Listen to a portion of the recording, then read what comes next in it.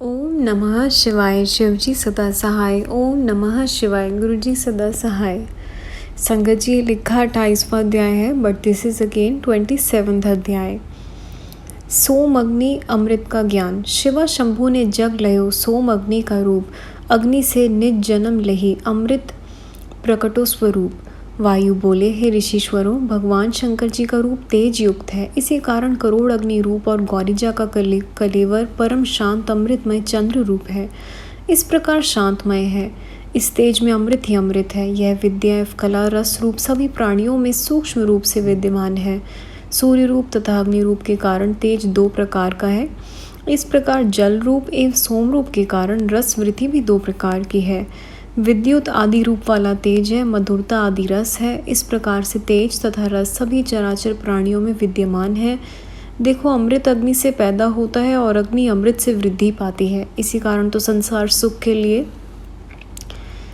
अग्नि में अमृत की आहुनियाँ दी जाती हैं। हबी के लिए अन्न संहार को धारण हबी के लिए अन्न पैदा होता है, अन्न वृद्धि के लिए वर्षा होती है, इसी कारण हबी वृद्धि देने वाली है। अतएव अग्नि तथा अमृत दोनों ही संहार को धारण कर रहे हैं। अग्नि जल कर ऊपर को वहाँ तक पहुँच जाती है जहाँ पर सोम रूप अमृत टपकता रहता है। इसी कारण कालिग्नि नीचे जलाई जाती है और ऊपर से शक्ति ही सोममय अमृत टपका देती है। ऊपर तक पहुँचने वाले इस कालिग्नि को भी धारी रहती है। इस प्रकार नीचे टपकने वाले अमृतमय सोम शिव शक्ति में स्थित है। यह समझो कि संसार के नीचे शक्ति है और ऊपर को सदा शिव है। इन दोनों में संसार व्याप्त हो रहा है। एक बार इस अग्नि ने संसार को जलाकर भस्म कर दिया, तभी से यह भस्म अग्नि का वीर्य कहलाई। उस भस्म का पूरी तौर से ज्ञान पाकर अग्नि इत्यादि मंत्र बोलकर भस्म से स्नान करने वाला मनुष्य सांसारिक बंधनों से जल्दी मुक्त हो जाता है।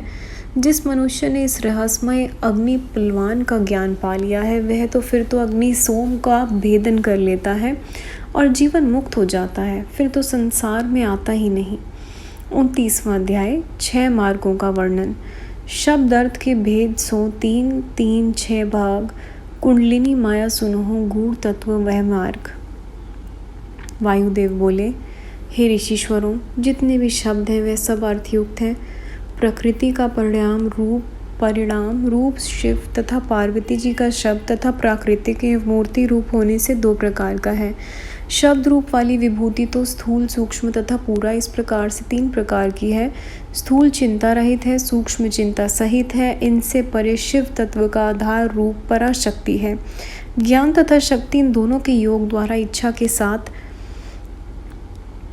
सारी शक्तियों की समिष्टि रूप एक ही शक्ति तत्व प्रसिद्धि है। सभी कार्यों को कर देने की जो शक्ति है वही प्राकृतिक को प्राप्त होती है, वही शुद्ध मार्ग रूप है। उसे परमा देवी कुंडलिनी माया कहा जाता है। उसी के विभाग करने से 6 मार्गों वाली हो जाती है। 3 शब्द मार्ग एवं 3 उनके अर्थ मार्ग हैं। अपनी अपनी शुद्धि के अनुकूल ही सभी तत्व विभागों में लय, भोग तथा अधिकार हैं। कलाओं द्वारा वही तत्व अनुकूल स्थानों पर व्याप्त रहते हैं। इस प्रकार परिणाम रूप से परा प्रकृति के भी 5 भेद हैं। वह सभी कला तथा निवृत्त आदि द्वारा व्याप्त मंत्र मार्ग, पद मार्ग एवं वर्ण मार्ग, ये 3 भेद तो शब्द के एवं भुवन मार्ग, तत्व मार्ग तथा कला मार्ग, ये 3 भेद अर्थ के हुए। यह सब परस्पर व्यापक भाव से रहते हैं। वाक्यों से पद, पदों से वाक्य पूर्ण रहते हैं। वर्णों के समूह को पद कहा जाता है। वर्ण भुवनों में व्याप्त हैं, भुवनों में वर्णों का ही तो आधार है। यह सब कारण तत्व से पैदा होते हैं, तभी तो अनंत हैं। और कुछ ऐसे भी भुवन हैं जो भीतर उत्पन्न होते हैं। इसके अलावा अन्य शिव शास्त्रों में प्रसिद्ध है जो कि पौराणिक है। सांख्य योग विख्यात जो तत्व हैं अथवा शिव शास्त्र विख्यात अथवा इनके अलावा अन्य तत्व सबके सब कलाओं से परिपूर्ण है। जो प्रकृति उसके परिणाम रूप द्वारा निवृत्त आदि 5 कला है, वे सभी उत्तरोत्तर के क्रम से व्याप्त हो रहे हैं। 6 भागों में विभक्त पराशक्ति तो इनसे बाहर है। वह पराशक्ति के भाव सत्व से और शिव तत्व से पराशक्ति विद्यमान है। हे ऋषियों, शक्ति से शुरू करके पृथ्वी तक शिव तत्व से ही पैदा होते हैं। सब उसी शिव तत्व से ही पूर्ण है, जैसे घड़ों में मिट्टी परिपूर्ण रूपेण है। इस प्रकार 6 मार्गों द्वारा व्यापिका तथा अव्यापिका शक्ति के पांचों तत्वों की शुद्धि कर लेने के कारण ही प्राण शिव तत्व के परम उत्तम स्थान को पा लेता है। निवृत्त कला से शुरू करके रुद्र पर्यंत अंड स्थिति को शुद्ध किया जाता है। फिर प्रतिष्ठा कला के आगे है अव्यक्त, वह अगोचर है, उसकी शुद्धि होती है। इसी प्रकार विद्या कला से आगे विश्वेश्वर पर्यंत की शुद्धि होती है। फिर इससे आगे उद्धरव मार्ग पर्यंत शांति कला द्वारा शुद्धि होती है। शांति के बाहर जब परा प्रकृति की मेल होता है उससे आकाश है। इसी प्रकार के 5 तत्व गिने गए हैं। इन्हीं से सारा संसार भरा हुआ है। सारे संसार की आधार रूप होकर जो शक्ति, आज्ञा, पराशैवी, चित्र रूपा परमेश्वरी देवी है, उसे भगवान सदाशिव ने संपूर्ण जगत में स्थिर कहा है।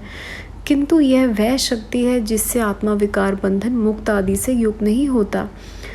प्रत्युत यह तो बंधन तथा मुक्ति दाता है।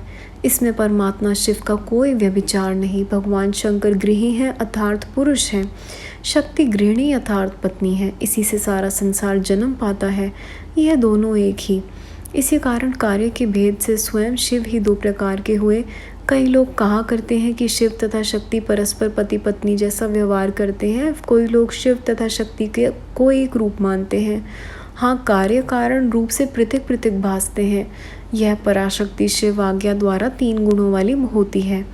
कार्यक्रम के भेद द्वारा 3 प्रकार की होती हुई 6 मार्ग पैदा करती है। ये 6 शब्द तथा अर्थ रूप हैं।